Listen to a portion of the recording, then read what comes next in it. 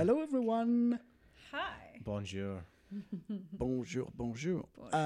Today is all about Hereditary or Hereditary or Hereditary. Starring. Oh God, yeah. Oh, what? Okay. We haven't done that in a while, have we? No, it's fine. There is Alex Wolff, Toni Collette, Millie Shapiro, Gabrielle Byrne, Anne Dowd. Okay, so yeah. Cool. There's loads more. Alex Wolff, the son. We know him from, and we talked. We didn't really talk about him because the teenagers were insignificant in that movie. Jumanji, Welcome to the Jungle. Yeah, he was, wasn't he? Yes. He was the one that had the bedroom full of all the Sony posters that I got annoyed at. I was like, dear. oh yeah, he's only got posters for Sony products in here, hasn't he? Oh, only dear. Uncharted posters I see, and Gran Turismo 5 on the PlayStation there. Okay, so this film, I'd like to... Okay, I'll try to avoid paraphrasing, but it will, because I stopped using Facebook, so I couldn't find Paul's quote. So, if Hereditary is the new Exorcist, then Ghostbusters is the new Ghostbusters. Ouch. Something like this, yes. Oh, wow. I think I remember him posting that, yeah. Yes, well, after I saw it, I revised my... mind, but it's something like if The Exorcist is a business class seat from Paris to New York, Hereditary is a premium economy seat from Paris to New York via Rome, Mumbai and Tokyo.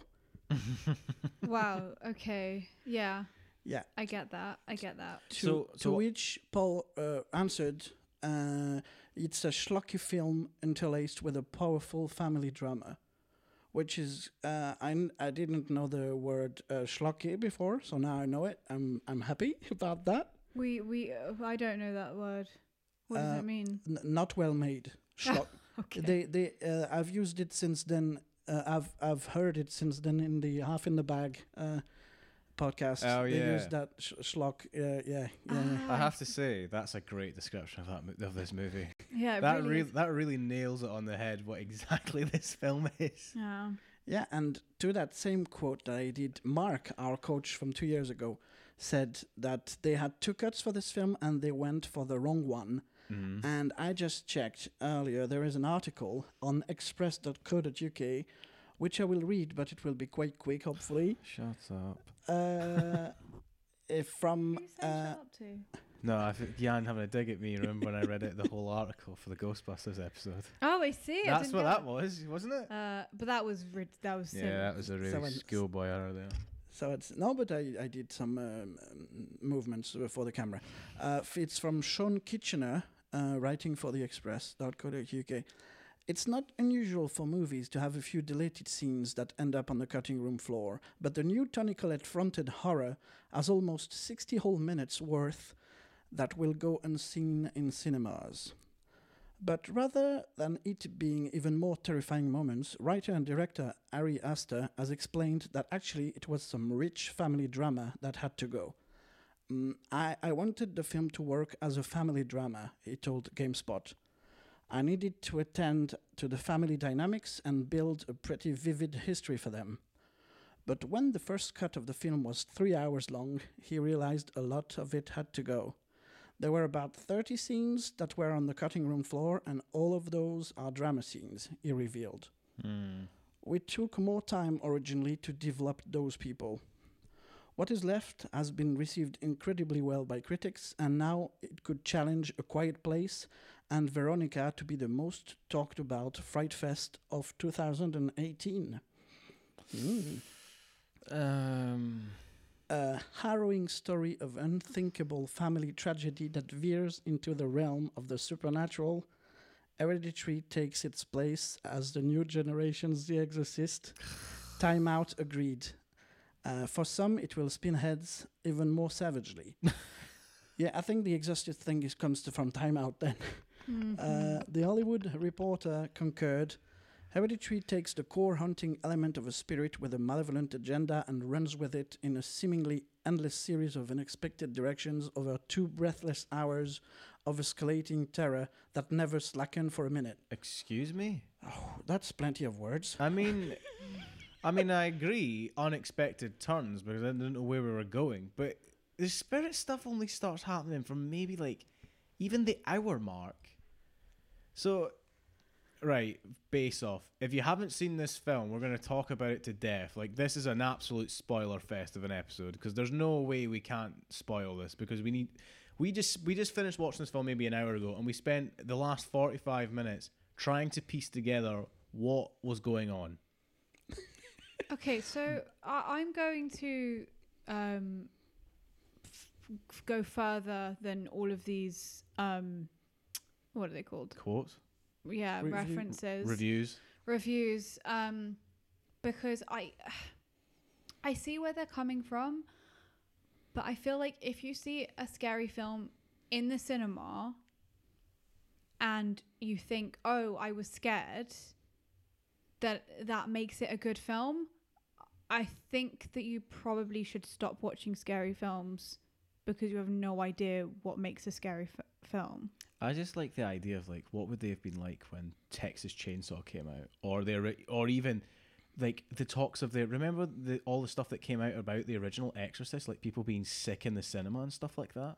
Right. Like all these things that we think are like urban legends, but probably happened at least in one to become the urban legend. Yeah, well, because we're kind of desensitized in this kind of digital world that we live in, right? So we see lots of blood and gore all the time. Well, I mean, what I mean by that is your point being that if you see something in the cinema, you're scared by it. I mean, imagine seeing a scary movie that you think is scary at home in the cinema. For example, Exorcist, Texas Chainsaw Massacre, or even like the original Alien. Oh, I see. That's what I mean. Like, if you think you're scared by these things that aren't really that scary in a cinema, imagine being in a terrifying movie in a cinema.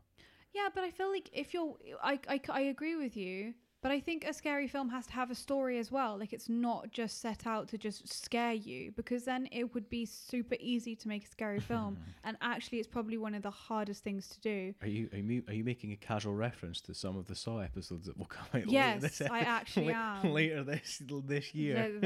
We spend too much time together, Adam. But I actually was. Because just because you're scared doesn't make it a good film. Like, I don't know. I think that scary film has to have story structure. There's more to a horror film than just being scared. I really think so. Well, look at the classics. Look at Halloween. Look at Friday the 13th. Look at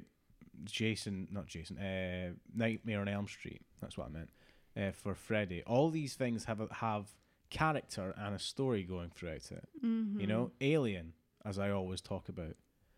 These things, if you just had the alien trying to kill you for the whole time, it wouldn't have been a classic film. I mean, look at Alien versus Predator. That film is aliens trying to kill each other for about 2 hours, and they're not great. Yeah, okay. We can get into this film. Yeah. Yes, I'll just say that it was a commercial success of sorts. Like, they had only 10 millions budget and they made 79 back. Yeah. It's one of A24's highest grossing film worldwide. So it's funny, it's an independent production company and they're doing quite well. Their tagline on the website, and when you type Google A24 and it gives you a short thing about what they are. Yeah. The people behind Lady Bird, Moonlight, Hate Grade, Hereditary, The Witch, The Lobster, Ex Machina, and more. Oh, I like The Lobster. That was quite interesting. Very weird, but very interesting. And I like Lady Bird as well. Most of those films are really, really good. Do you know what? I didn't hate this film. I actually thought that some of the scenes were really intelligently done.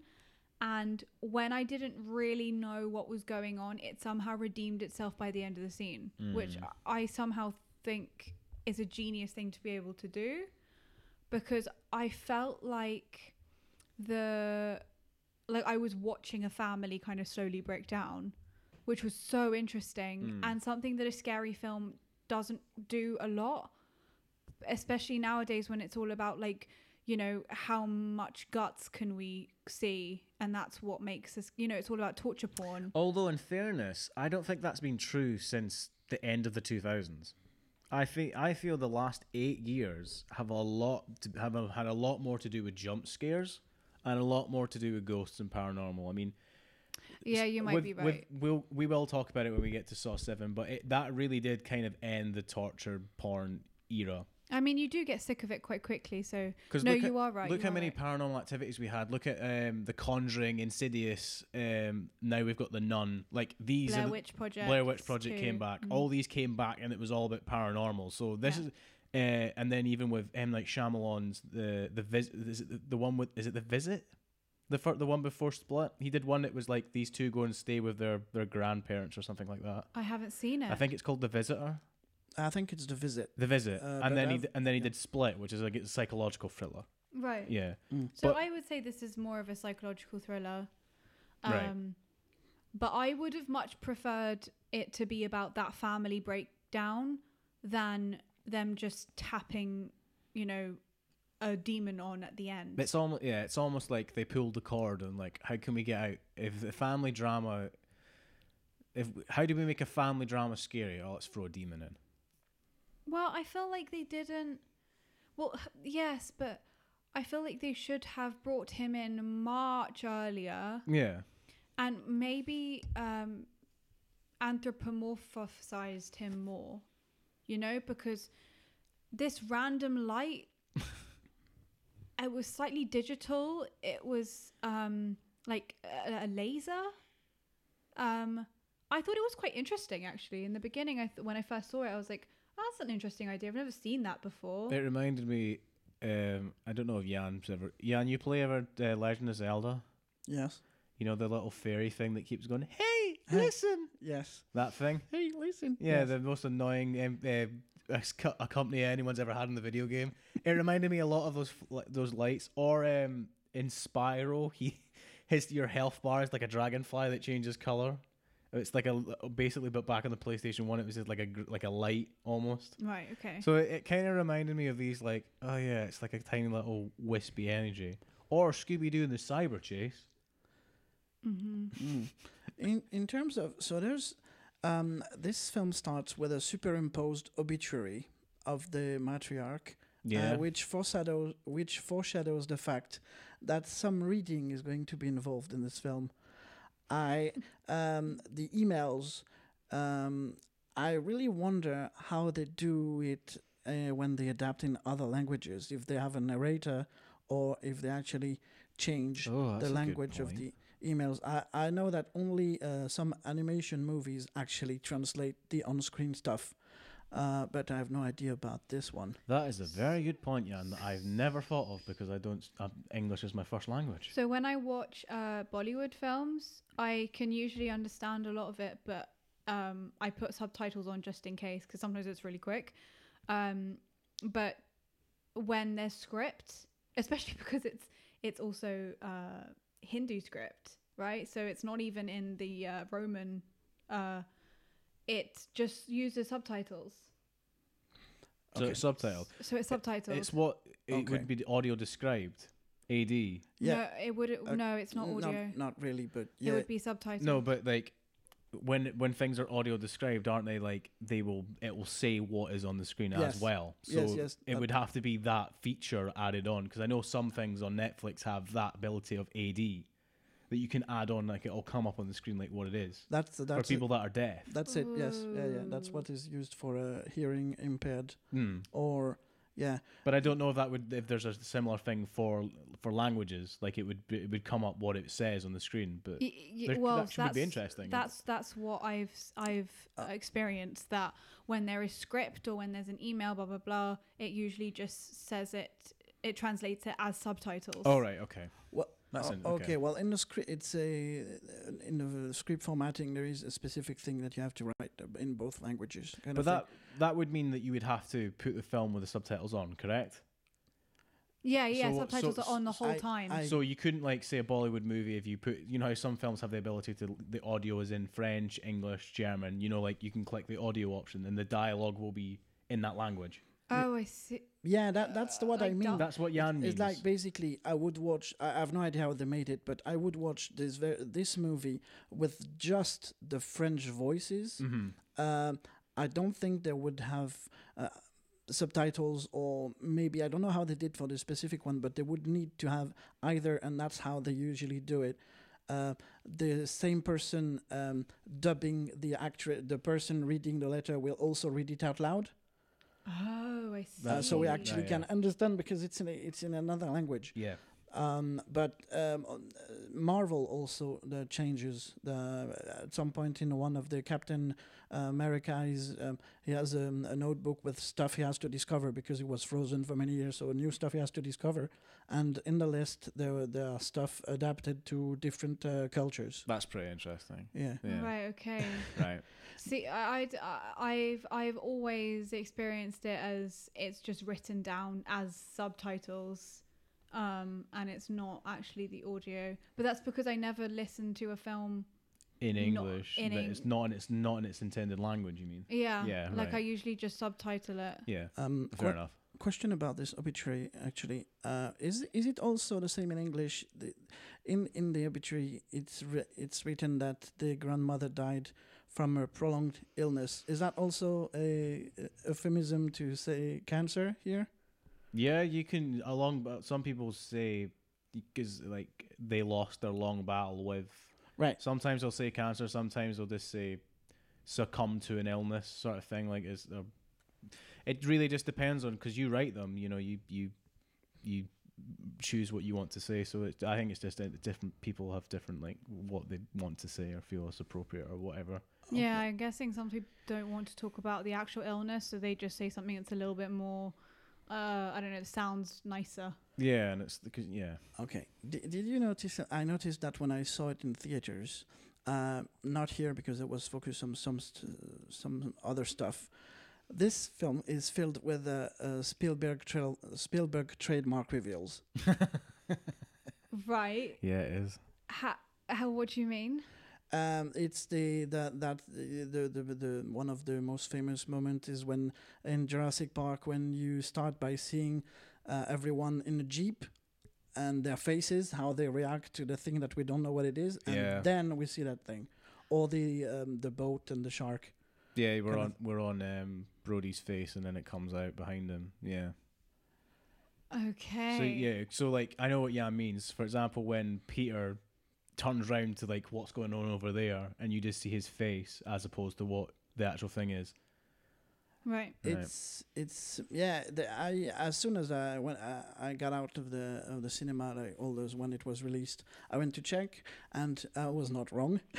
Well, most people say that it kind of reversed Spielberg reveal, which I am not agreeing with. Like because Spielberg is mostly positive moments.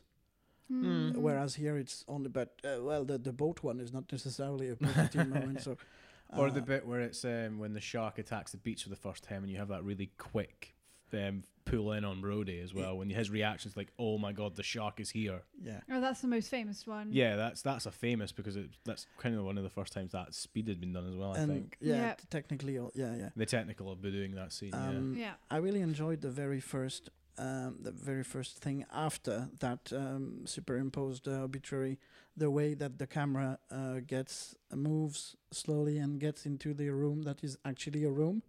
Here's what I have a problem with. I loved that bit. I think it's a great artistic move, but I feel, and this annoys me when that is the case, the only reason the mum is a sculptor that does miniatures is for the fact that in the film they can use the miniatures for jump scares or for cinematic purposes. Yeah, okay. Fine. Do you know what I mean by that? Yes, I understand. I don't agree. But it annoys me because I'm like, surely there's a reason. No, because we said in our discussions before, the whole miniature thing is not paying off. So it's one explanation that you just give. Yeah. Just for Yeah. It I feels- think my whole theory was that she uses that for her grief. Like she's an artist, so that's her medium. Yeah, of course. But what I mean is in the context of the film, that the miniatures are only ever used, kind of for horror effect. So I always took it as another level to the family breaking down. Like that's the way that she deals with her emotes. grief, and that's how the director decided to show that she's grieving. I mean, that is true, because she obviously makes the one about the car crash, and she's always up there when instead of having like talking to the family. Yeah, that and is her true. mum's always around, like, while, you know, she's sleeping in her room with the mum in the doorway, you know, and the after she sees her mum actually, and it's just the problem is that happened once, and you're kind of, and then because she puts it in like the miniature, you're kind of made to believe, oh, so that's happened so many times that you've made it into this miniature to represent that she's been haunting you, like what? But us as an audience has only seen it happen once, so how are we supposed to feel that when are you actually grieving about your mum when it only happens once? I feel the reason I don't like the miniatures is because when you put in something that feels artistical, is that a word? Artistic, that's a better word for it, thank you. Take example, a lot of the shots in either Isle of Dogs, because we talked about that in the last episode we just recorded, where if you freeze the frame, it's like a painting. Or even in a film that I had feelings because of pacing in Call Me By Your Name, where there are really artistic shots as well. And all the landscape and everything in the background with all that. In this film, the only artistic stuff we get is via... Well, actually, that's not true. There are other shots that I do like, but with all the models, it almost feels like, oh, let's have a model shot here. You know? Well, like, it feels added. It's like, it doesn't feel like it flows into the actual film. I've never wanted to take away from a directorial debut, especially because every time that you learn, you take from you're inspired by other directors in the past, right? Yeah. But have any of you seen The Orphan? Oh, no, I have not, but I don't hear good things about it. Oh no, I really enjoyed it. But there are quite a lot of cinematography styles that are exactly like that film. Right, okay. And so that's the one film that if anyone has seen that film, like, I don't know if you believe, what's it called? You think the same as me, but like with the house in the middle of nowhere and the wooded areas and the fact that you go from like night to transitions. The transitions. That's the other thing I did like. The tree house is used in The Orphan as well. Like, there's a lot. Oh, I know the film you're on about now. Yeah. Yeah, the one that she's not actually a young girl. Yeah, I know. She's a woman. Yeah. So that scene, there's a lot of similarities between that film, because it's all about like a family breakdown. The treehouse annoyed me as well. Because I'm like, would that stay up in real life? Could you build a treehouse like that? Because isn't a treehouse? It's just you stick bits of wood in between the tree. Like, the tree is part of the house as well. This just looks like they've put a shed on top of... They've cut a tree in half and then they put a shed on top of it. I feel like maybe that was the point, that it was supposed to be like, I don't know, demonic or evil. Flying shed. A flying shed. I don't know. I kind of agree with you, but But I don't. Do you know what though? The sad thing is that a lot of these things that we hate would have worked if the film was good. Yeah, that's true. Actually, if we come away with a positive feeling, these things we would give them credit for trying something new. Right. That's very true. Actually, one thing I would say though, I think that you guys should watch the Orphan, because is it called Orphan? Orphan or The Orphan? Anyway, because I'm really interested in what you guys think and if there are any connections, but there really are, because that is a film where they've been able to use the kind of, it's not really demonic because it's just her, but someone who's come into a family's life and is ruining their lives, and it's like a breakdown of a family, but there's outward forces and blah blah blah blah blah, but it fits. It's not like there's a family breakdown and then there's a demon and it's like, oh, actually I'm going to now look back on what I've seen and realize that that's a demon. It's like, no, but now it's too late because I've watched the film. Like, I'm not... my experience of the film has never been about demonic possession. It's been about you have lost a child, right? My favorite shot in the film, because I have to say there's some good stuff. I think the crash when it happens, when the sister dies, I think that was done very well. I really like the hold on Peter's face. I mean, Alex Wolff is probably the best thing in this film. Yeah, he's really good. And the mum, actually. The mum, we'll get into it later on. The mum displays, and I would refer to this film for any actors that want to do screen. The mum does, well, I'll put it now. The mum shows you exactly how you should act in scenes where you need to be like angry or distressed, which in theatre you get louder, but on screen you talk faster. And the mum really nails that in this film at certain points. Like, is it Toni Collette? Yeah. She really does well and as in screen in this film. Like, it's great. And to be fair, her portrayal of grief is excellent. Like, I feel for her, I really do. Like, the scene where she essentially bullies the son at the dinner table was really intense. Like, there's some really excellent acting scenes. And I think the reason we're annoyed at this film is because I said this in the last episode, nobody sets out to make a bad movie, right? As soon as you go and see it, you don't go out to watch a bad movie. You go out to be impressed and won over by a film. Like, everybody that goes to sit down and watch something wants it to be good. So you're always looking for like things to like, oh, I like that, oh, I like this. So we wanted this to work and be really good. It's just a shame that it sort of like fumbles near the end. Like it's almost like it doubted itself. It's like, could we sell this? Are people going to be interested in like a family drama about, and then a demon's involved? Maybe we should put the demon more at the end. Like make it more horror at the end and step away from what we've been building at the start. I guess it's like 2 films in one, but it hasn't been evenly distributed. No, like, yeah. There's a lot of so I mean, we were talking about how there was a lot of scenes that were cut out of the final edit, and quite a lot of those scenes were connected to the family breakdown, Right. But the problem with that is that I feel like it should have been the other way around. Like, I think what would have made me feel better was if quite a lot of the scenes that were cut out were the demon. Because the demon was talked about way too late, and I think this film would have worked so much better if it was about how a family deals with losing a child.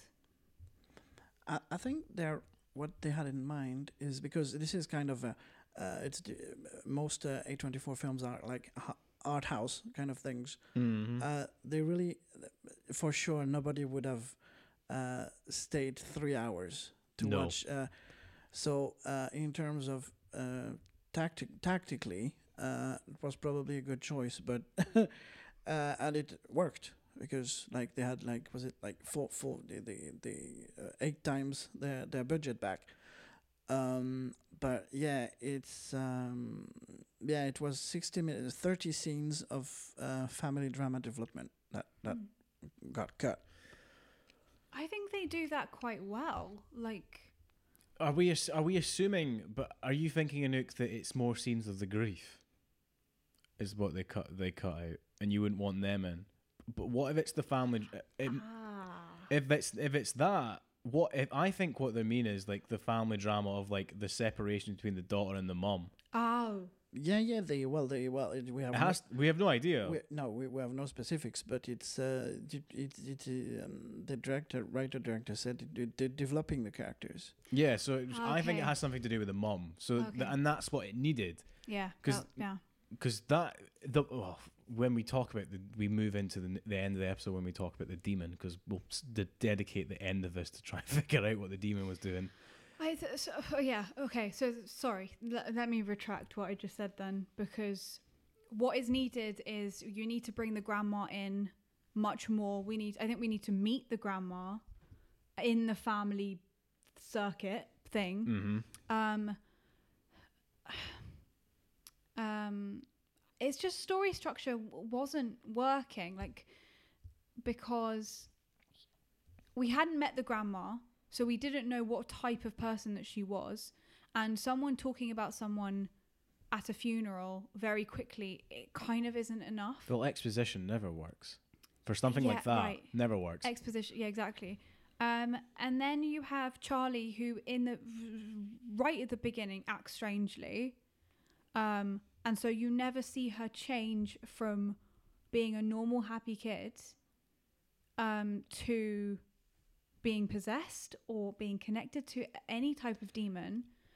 And so you're just seeing a little bit of grief from losing her mum, and then having quite a strange child, to losing your child, to then hating your son, and then you breaking down, your marriage breaking down, the hatred of your son grows more and more and more. You're sleepwalking again. You're seeing things. Your son is starting to have nightmares because his mum doesn't understand him. And then suddenly this has all been about the god of mischief. and that's not even Loki, the one. I know, it's or Atreus. Do you know what I mean? It's a bit like, oh, okay, then what was that? Like, how much do we think is mental illness and a breakdown of, I mean, even that would have been a more family. interesting story if we were meant to believe that she just created the whole God of Mischief thing because she's having a mental breakdown because of the loss of her child. That would have been interesting. That would have been exactly. That would have been interesting, and it would have kept the whole family drama aspect, which is the most positive part of the film. You have these actors that are all very good. The dad is great. The mum's great. Charlie is great for as long as she's in the film, which is a bit of a shame because that's another thing that I hate, which I'll talk about after I've just made this point. You know, we've got all these great actors that can act, and we're not really given enough of them together acting. The scenes that we get together of them work, and they're amazing. It's why I didn't think Call Me By Your Name was a bad movie, because that was all about character interaction, and you cared, even though the film went on for what felt like 4 hours. You were with these characters the whole time, and you saw them experiencing this drama, you know? Where in this film, we're separated from them. I think that's the thing. This film wanted to be an epic, but kind of cut the wrong bit. Yeah. In the editing room. I think maybe that's because in marketing, they put so much pressure on this being The Exorcist. Yeah. That this film kind of had to be. Why? Sorry, I interrupted you there, Anouk. Well, when actually it should have been more focused on one thing, and actually would have, I agree, would have maybe been more interesting if mum was making it up because she'd gone mad and losing a child. Why on earth? I know marketing is all about these days trying to get people engaged as much as possible. I mean, that's why trailers show so much. You know, you got to get people talking about it. It's got to get trending on Twitter. You've either got to outrage people or intrigue them, right? There's no in between.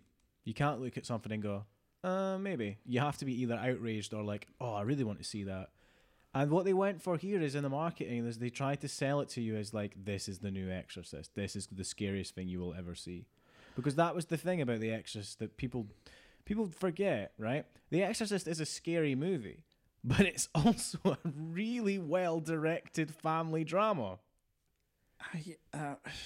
I don't know how it happened, but the marketing comes and evolves as soon as you start to get testimonials, right? And if the whole Exorcist thing came from that Time Out stuff, as a director, I was, that's interesting. Yeah, we'll push on that. Yeah. Kind of thing, right. Instead of deliberately going, we're going to be the new... And the other thing was the trailer. The trailer for this film makes you believe that Charlie is going to be terrorizing the house for some reason. Yeah, but it's not the filmmakers that are doing the trailers. That's very for their true. movies. That's very true. But again, if you have a misleading trailer, you're going to lose people at the end, because one of the biggest one is Catfish the movie. Catfish the movie's trailer plays as a horror, But it's not. It's a documentary, and obviously everyone knows what Catfish is now because of the TV show. But if you go back and watch the trailer for Catfish, it really does play like, oh my God, this is a horror. What am I going to find? Who is this person? Yeah, I remember that. You know, it's one of the reasons I wanted to see it. I was like, oh, what the hell is this? And then you see it and you go, what the hell is this? This wasn't what I came in to see. Even though it was good, so you kind of thought, okay, fine. It's only when you've kind of been lied to that it's like Annoying. But when the film hasn't really delivered on what you thought it was going to deliver on, or even if it delivers on something different. Yeah, but if it was good, you'd kind of be like, okay, well, I've seen it now, so yeah, it's annoying, but it's like, oh, I'll forgive it.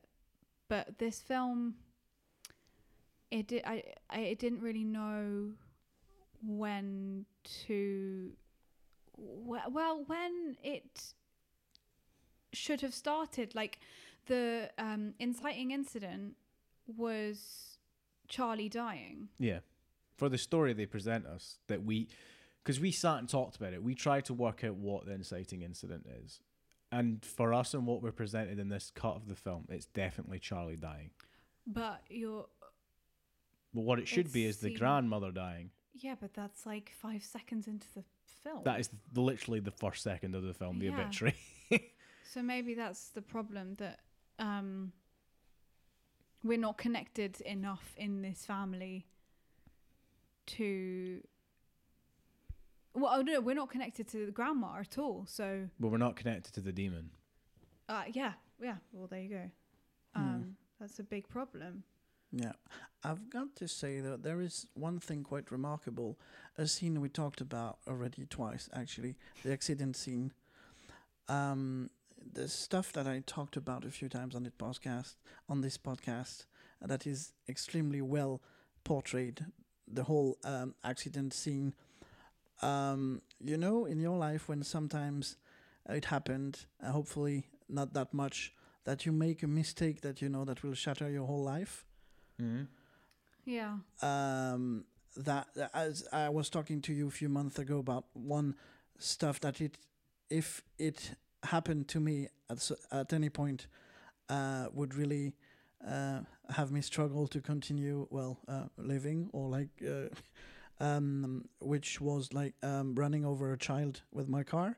Your thought that actually happened, because I wasn't clear enough like, in my no it didn't happen, but that sort of light shattering event was the whole scene as it was in that film was pretty hard to watch, and as you imagine it would happen if you had something as mistakenly happening to you.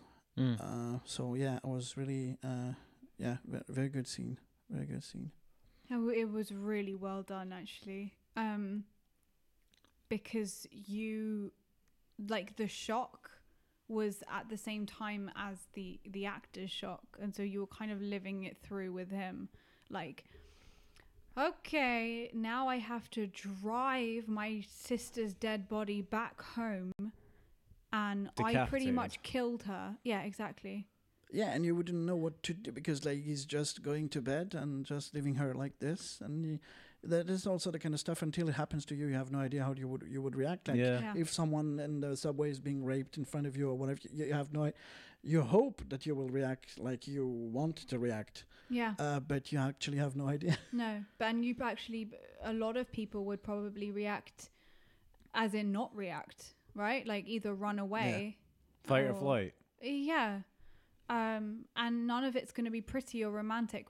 One of the things I liked about this film was that it wasn't really romanticized. Like, I think quite a lot of the script was how a family would probably talk to each other and react to each other and blah blah blah. Like, I found it really real. Yeah, there was no like human being who wouldn't say that kind of stuff. Well, yeah, exactly. Yeah. Which we kind of allow in quite a lot of films. I know what film this has just reminded me of. Suburbicon. Suburbicon didn't know what story it wanted to tell. Right. It got confused between either the fake your own death. No, was it fake your own death that did in that? No, it was. Oh, they killed the wife. They killed his wife. They killed his wife. Well, they didn't explain that much the race thing, and No, that was the two things. There was the insurance scam going on, and then there was the racial thing. And the two of them hit each other, and you didn't really know where one of them should have been the overall story. It was like an A and a B plot. So there should have been a TV series. No, I wouldn't say TV series. I would say this needed another.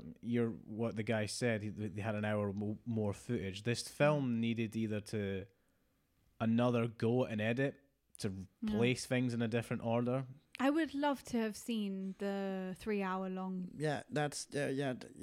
I don't think I would have made it through the 3 hour thing.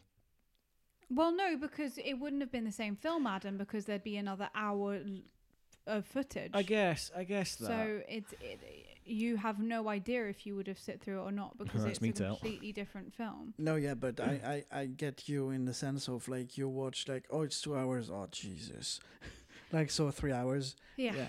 I understand that, but I think. But now, it would be interesting to actually see what the initial idea was.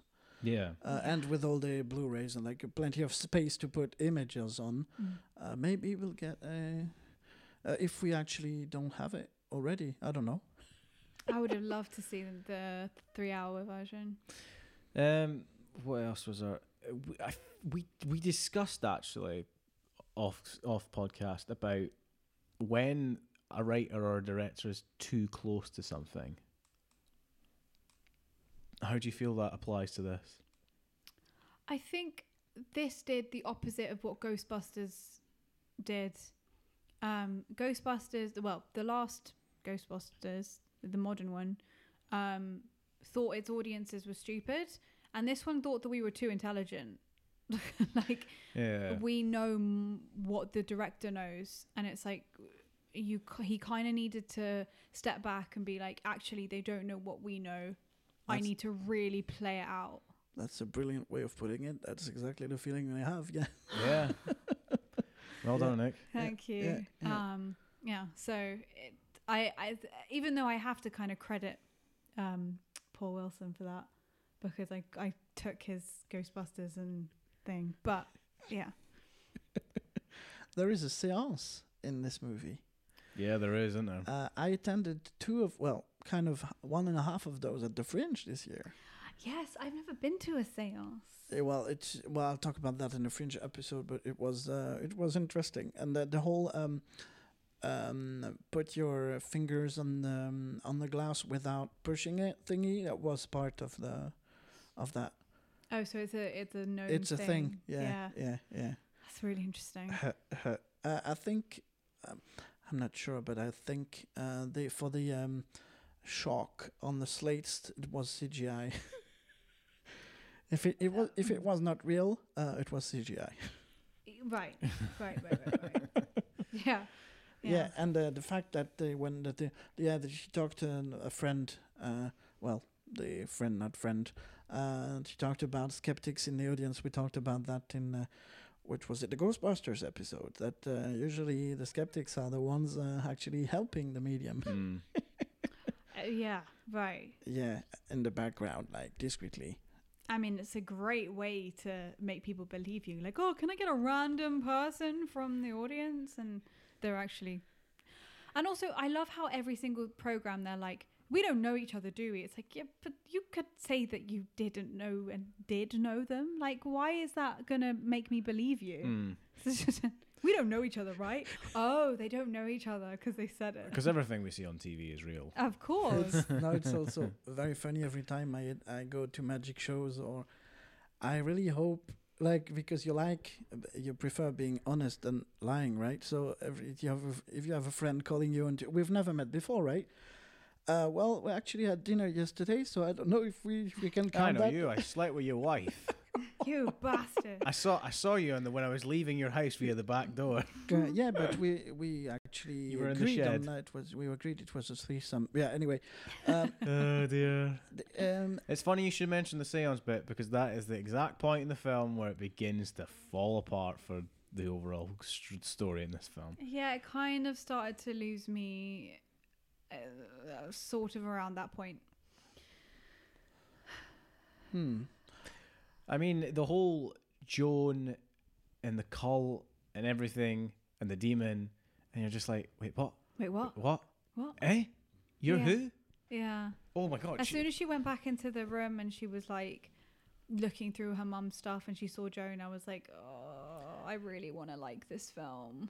But And it's the slow-paced films are always hit and miss anyway, or miss anyway. right, and sometimes so I've always seen this, like, you know, when you're watching a film and you lose focus, but there are some films that's just you.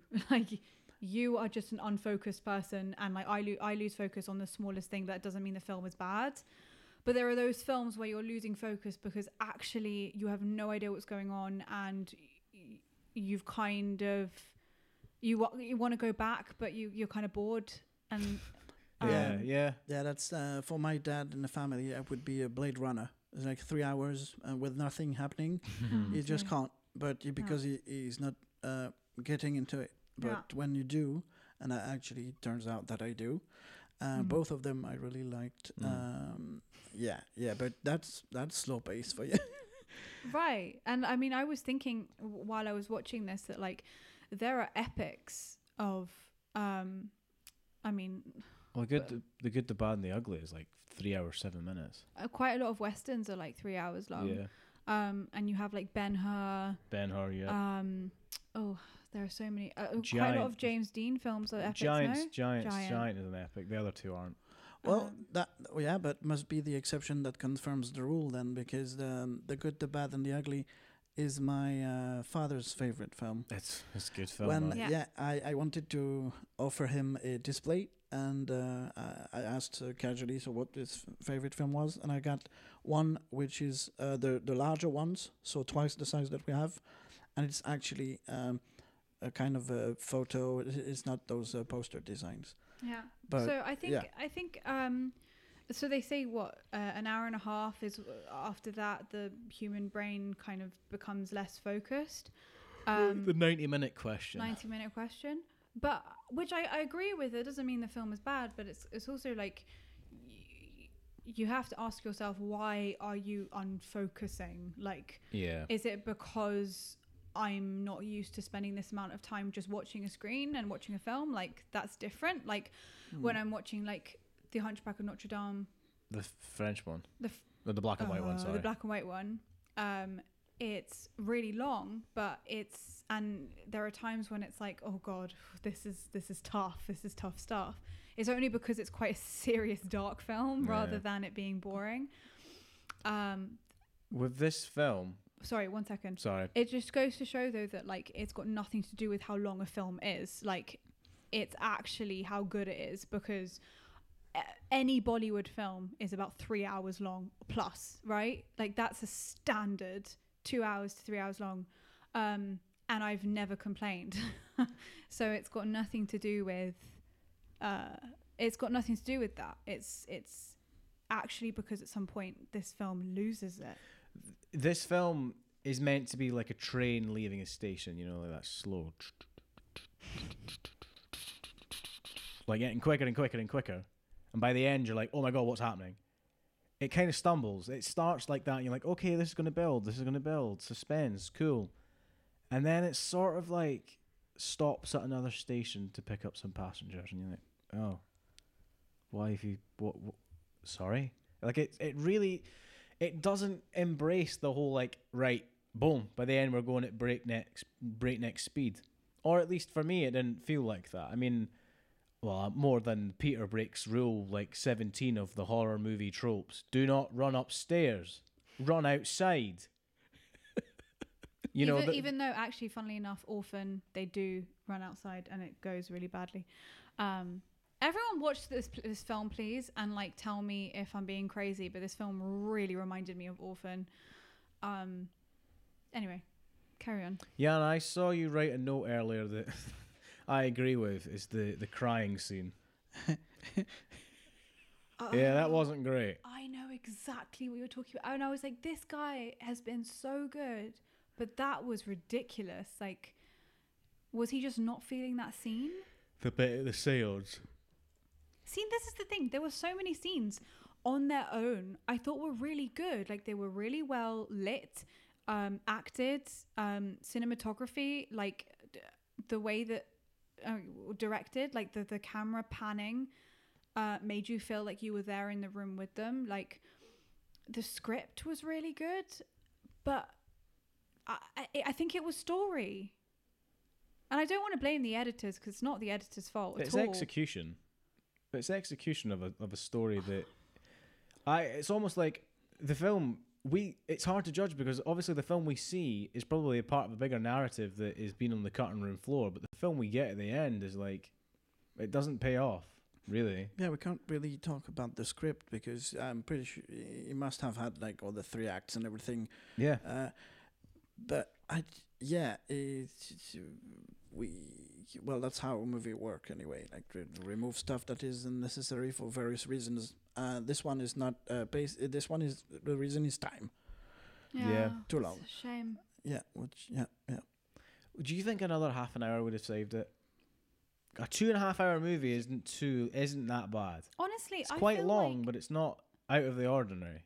honestly, I think maybe even 10 minutes more. I don't think it needed to be that long. I think it just needed to maybe have a scene about what's his name? Pygmalion. Pemian. What's his name? Who? The demon. The demon. The Payman. Payman. At the beginning, talk a little bit more about grandmother mother thing, and then bring a bit more through. Okay, basically what I'm saying is they need to talk about the demon the whole way through the film. Yeah, it's right. They could have saved this by removing the scenes about the mom at the support network. That wasn't needed, unless to show the fact that she's not grieving the mom. Replace that scene with the group that her mum used to be involved with trying to come to the funeral, even though they were there. Put something in there about, or even at the funeral of Charlie, put something in there of them turning up and her going, "No, I don't want you anywhere near my family." Yeah, something. Yeah, something like that. Something to separate. Like, oh right, there's an external force out here that the mum wants to keep away from the family. And that would sort of give you a little bit more of like, oh, there's something else going on here. There is, because in one episode a while back, we talked and you pointed out, Adam, that because there was a twist at the end, but there was absolutely no foreshadowing. Oh, illusionist. Yes, that was the one. Okay. Well, maybe we didn't, it was not or too subtle because we had some writings on the wall and we had the necklaces.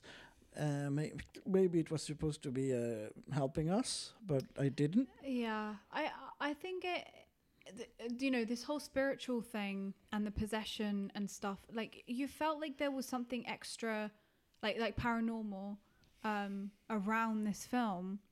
It's just that it didn't really pay off anything at the end because it just felt like a new idea, like this god of mischief thing. Because he has a name and because he has a presence, and apparently he needs a female and a male and a post and a thing, and you're like, wait, what? Like, that's a lot of information to just like cram in your heads in the last half an hour of a film. Like, it's kind of insane. Like, if you had just, jelly beaned it slightly throughout the film, maybe I would have been like, okay, that's an incredible payoff. But to then be like, there's a bit of a paranormal thing going on and the family's breaking down, and then, oh my God, we're going to tell you everything in the last half an hour. And then Satan turns up. Yeah, exactly. Compton knocks at the door with a big, massive picture. Surprise! It was me all along. Satan turns up. And Satan turns up. I love Surprise! Hereditary is like a very confusing episode of Buffy the Vampire Slayer. I love that. This film, right, is like did any of you two watch the new series of Twin Peaks? No, we have it there. We have it. My dad watched it and he's like, it's so weird. It's like every episode you don't know what's going on.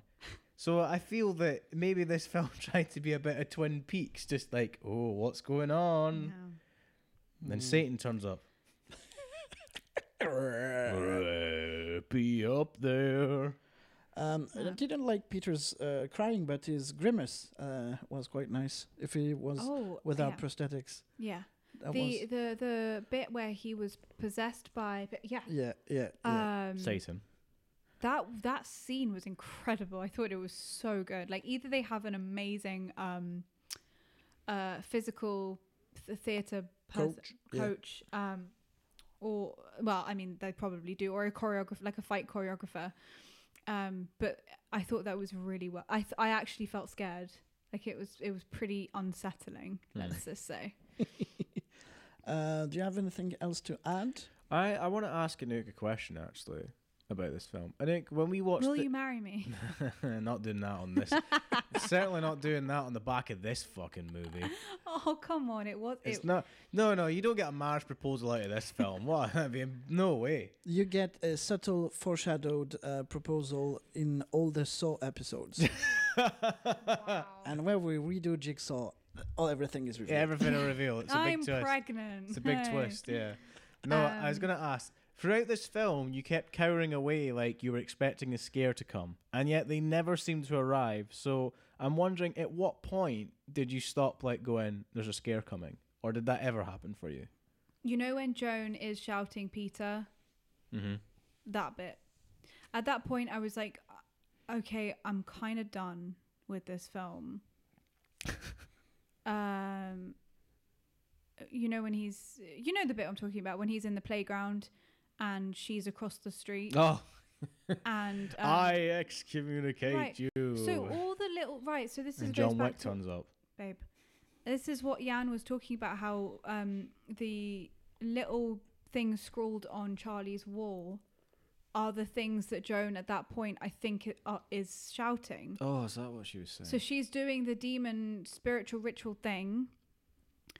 But well, see, this is the thing. Like, I feel like if a film has done its job, you're not going to be like, oh, that's what was going on. Yeah, like I agree. That's a bit of a problem. Like, there are so many scenes in this film that I thought were really intelligently done and really good. So I'm not going to slate anyone that was involved in this film at all. Like, all of you are geniuses. It's just that, yeah, I feel like maybe it's all on the cutting room floor. So what other film were we talking about that had that? It might have been Suburbicon. Because Suburbicon was interesting. I said it should be a TV series because it was felt like two stories had just been thrown together. Because George Clooney wanted to do a documentary about a black families moving into like these homes for GI, sort of like these areas in Suburbicon. And then the Coen brothers had that story, which was the insurance claim gone wrong. You know. Yeah. So they put them together. And then we got Suburbicon, which was interesting, but it felt like this would be more interesting as a TV show because I had too many ideas going on for the length of time the movie was. Well, this is the thing. Like, this is why when we're talking about the modern Ghostbusters, I felt okay to be like, do you know what, this film was shit.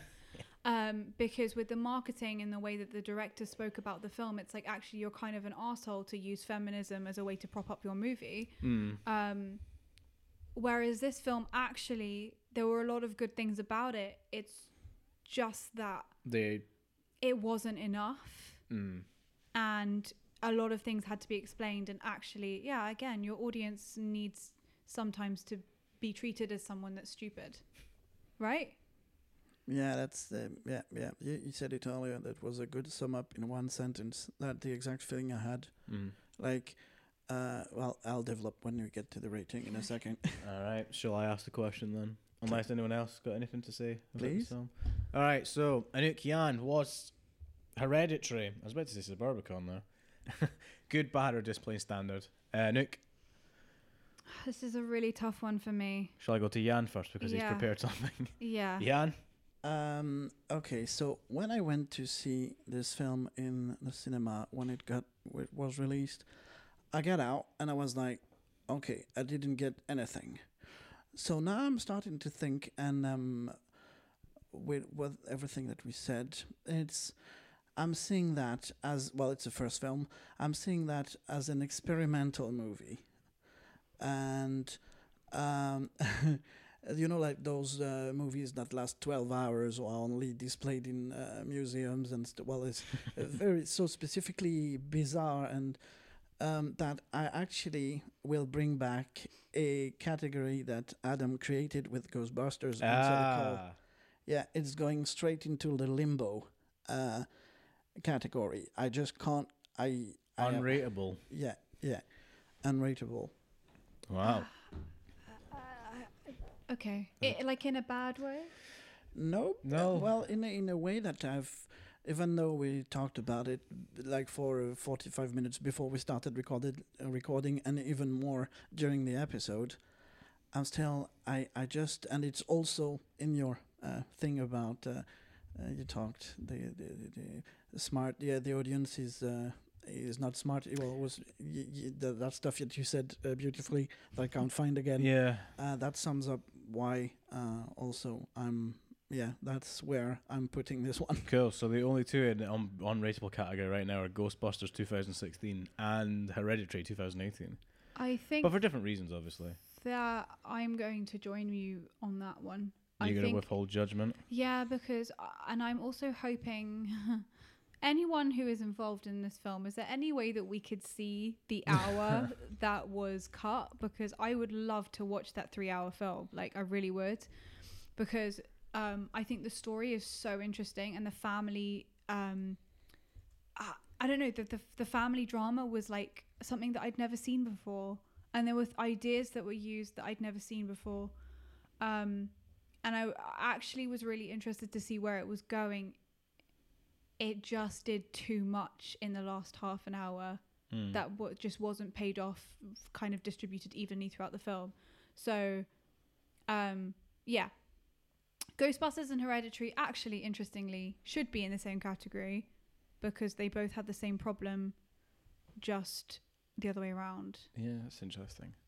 All right, so when we talked, Yann brought up Illusionist for me, and also Suburbicon.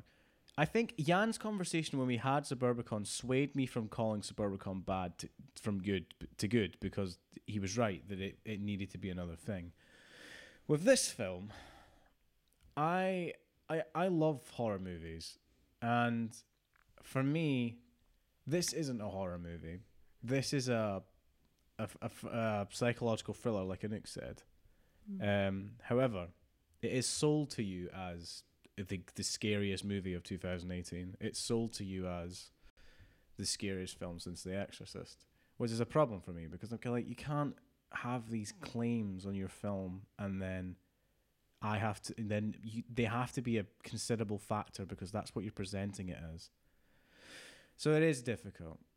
I said I didn't like the model stuff in the film. When I was sitting there thinking about it, I'm like, the model stuff is probably the most interesting shot-wise stuff they do in the film, except for the one shot I like, which is the people surrounding the house. And I think you can slowly, I think over the film, I might be wrong on this, but they're like, more people turn up, which I might be wrong, which I did like. But I have to judge this as a film that I watched, and I have to judge this as what you would get if you went to the cinema to see it or paid for it to go in the cinema, because obviously the cinema prices are more expensive than buying it on DVD. So Yann used to have a thing, it's like, if you'd paid money for it, would you be annoyed? And I would be annoyed. I'd be annoyed that I'd seen this and not seen something else. It's tough because obviously it's the debut for the guy. I think the guy is a good writer and I think he is a good director, but I feel that somewhere along the line, producers basically forced this into a smaller, more digestible film that doesn't work. And for me, that's bad. And I have to rate this as bad. Oh, what a shame. I think this is the first bad film.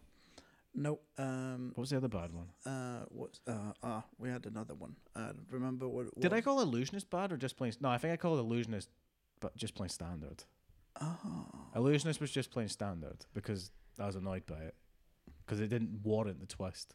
I feel like we had another bad film. Yeah, we had. But I don't think it was The Illusion. I don't remember what it was. I think you called Ghostbusters bad. Oh. I said it was unrateable. Ah, okay. Yeah, I would, yeah. But with saying that, right, I I'm open to seeing it again, you know, and maybe I'll change my mind later down the road. But at the moment, I'm annoyed by it because it claims that it's supposed to be the scariest film ever made. That annoys me. Maybe I'll come back and watch it with the eyes of like, this is a psychological thriller, and maybe it'll change. But for now, it's bad for me because it's not what it set out to be. Right, I understand. Would you say I found a Screen Rant review, just a line, which was for Mother, but I think it also could apply here. Mother is an ambitious work that bucks traditional storytelling technique with its aspiration, but its approach will not be for all moviegoers. Yeah. Yeah, that's very fair.